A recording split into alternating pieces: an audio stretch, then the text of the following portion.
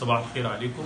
معاكم فيديو جديد لايف من داخل غرفة العمليات عشان نوريكم حالات دايما تجميل الأنف.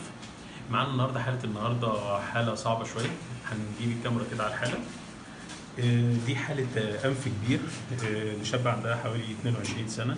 زي ما انتم شايفين ازاي حجم العظم كبير، مقدمة الأنف كبيرة، والأنف ذات نفسها كلها حجمها طويل. ازاي ان حجمها مش متناسق خالص. معلش نجيب الكاميرا كده من قدام من فوق كمان.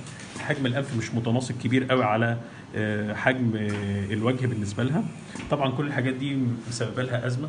ان شاء الله هنوريكم لايف على طول بعد العملية مباشرة لنتيجة العملية. رجعنا لكم تاني بعد العملية مباشرة عشان نوريكم النتيجة على ترابيزة العمليات. معلش الصورة هنا. شايفين ازاي احنا صغرنا الغضاريف والعظم بتاع الأنف، ازاي مقدمة الأنف بقت أصغر، ازاي مفيش أي جروح عندنا من الخارج خالص لأن احنا بنعملها كلوزد راينوبلاستي. تابعونا ان شاء الله، هنتابعكم بصورها بعدين بري وبوست بعد ما كمان كل التورمات دي تكون راحت. شكرا.